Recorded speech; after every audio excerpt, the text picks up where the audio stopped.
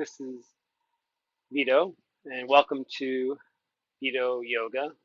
Um, on this video, I want to share one of my favorite kind of outer hip opening poses called Sucirandhrasana, which can be translated as eye of the needle pose. You can think of it as like uh, in yoga, like the half pigeon pose on your back.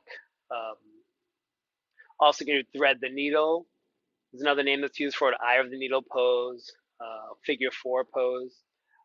And for this video, you can watch to learn how to do it. And maybe in a yoga class when we do kind of hip opening options present themselves, especially if there's any knee issues, it can be a great pose, an alternative to take.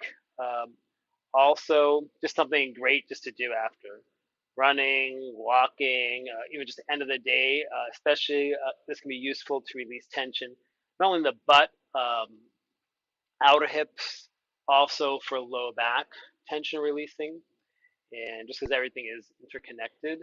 Um, and just one thing I want to mention before we actually do it is talk about the natural curves of the spine, which we'll aim to maintain when we're doing this stretching. Basically, what I mean by that is by standing, want to maintain kind of natural curves to the spine where we have space here in the low back, kind of a natural curve. Avoid where the pelvis is neutral. So what I'm speaking to is when we're doing this pose, especially if the hips are tighter, want to avoid where the pelvis takes a posterior tilt or a tuck of the pelvis. The front of it lifts up. It can sort of like a tucking of the pelvis. But allow the pelvis to sort of like untuck. So kind of a neutral pelvis and not or overdoing it the opposite direction, but just kind of neutral with the pelvis. That'll just help us to maintain, to kind of isolate the stretch in the outer hip and the butt, and minimize compensations in the back. Um, and basically for this, we'll need a mat, wall, or something wall-like, because I'm actually going to use this shelf. And I'm going to demonstrate, I'm also going to use my phone to serve as a timer.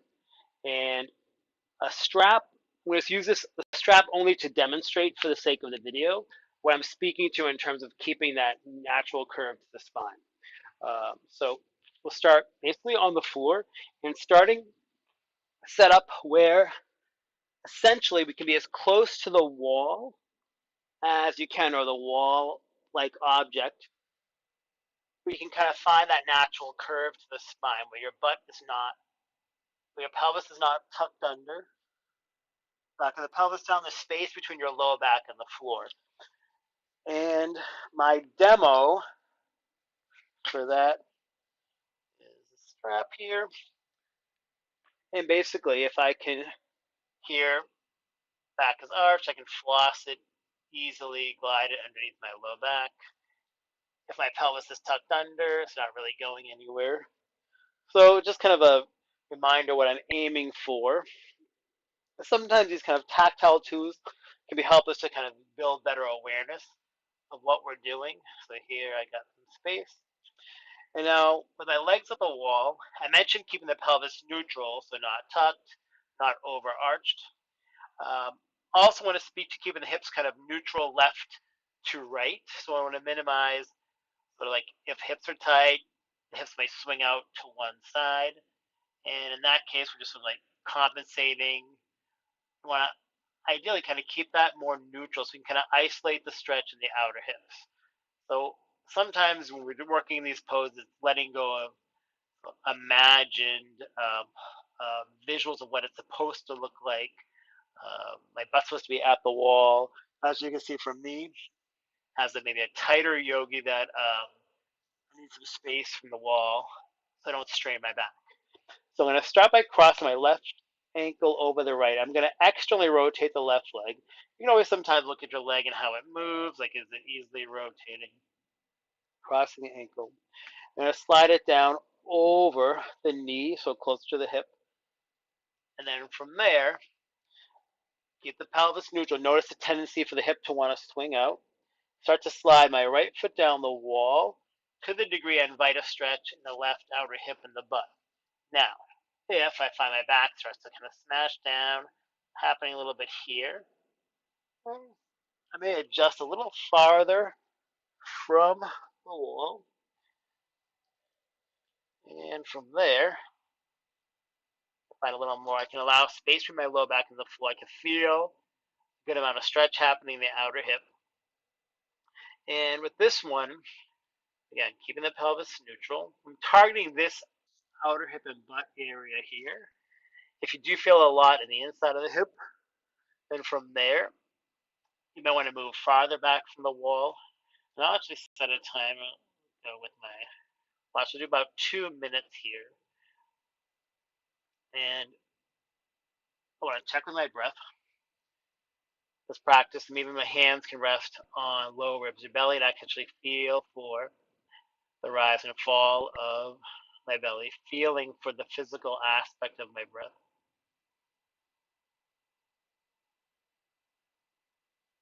What I look to maintain is a steady flow to the breath. So as I encounter some activity, maybe some level of discomfort in the outer hip, I want to do so only to the degree that I can maintain a steady breath. I can maintain a sense of sort of like openness or presence to what presents. So whether I like it or not, can I stay open and present to it?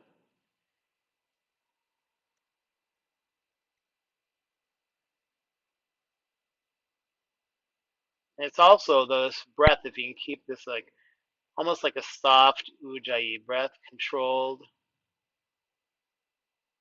steady breath. It can also provide some sense of calming for the nervous system.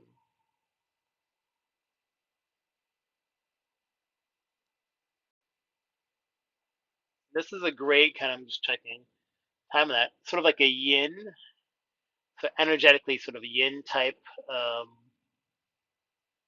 pose, kind of like more relaxing type stuff. So if you're very active, it can be good. So like end of day, sort of neutralized, or even middle of day, especially if you're very active, to get a little sense of space or release for lower back.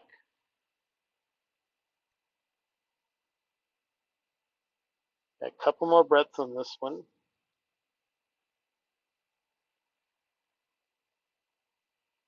And to exit out of this, I'm going to take my base leg, the foot that's at the wall, inch it up the wall. That creates a little more ease to release the cross leg. Bring that up, and I'll feel for initial effects of that here.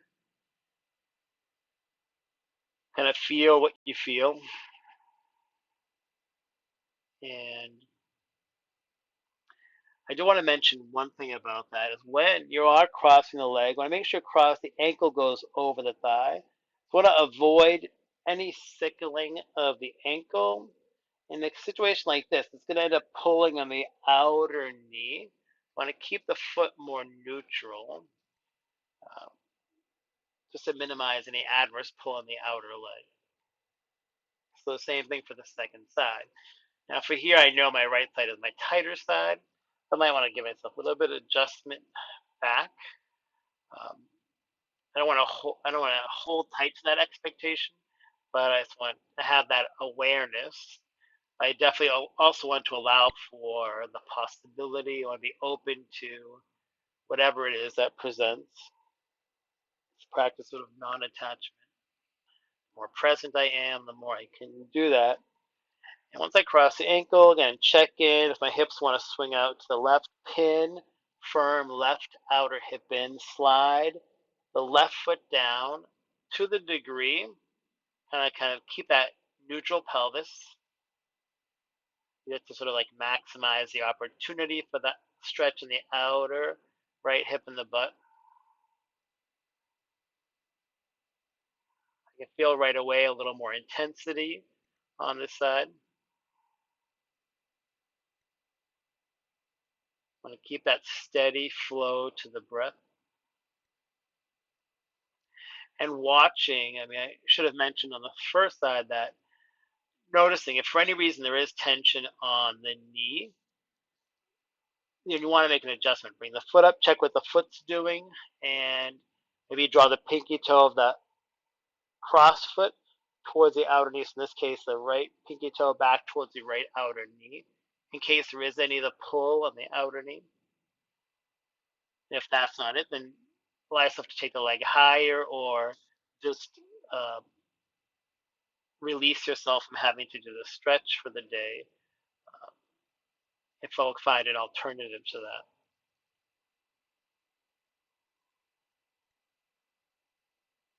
Taking a few more breaths here. So making sure the knee's not an issue. Also want to look for, there are some nerves we could come into contact with. So if for any reason you find your leg falls asleep or goes numb, myself to sort of like reverse out of the stretch, bring your legs up the wall until the numbing subsides, and then maybe attempt again. And if the numbing persists, just notice if you are tucking the pelvis, if it is putting stress on the nerves off the low back. Also about 2 more breaths here.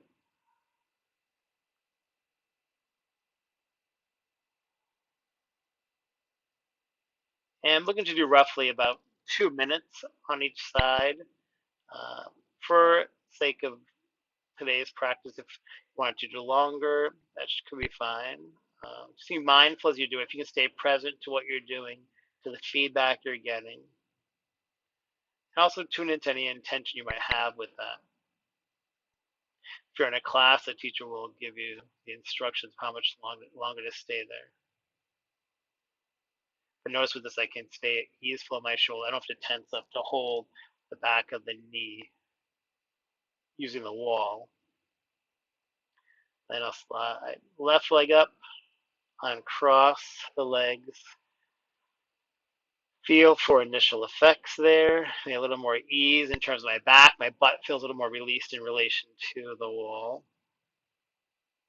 And from here, you could stay with legs up the wall. We do legs up the wall Savasana. Maybe a twisting on the back.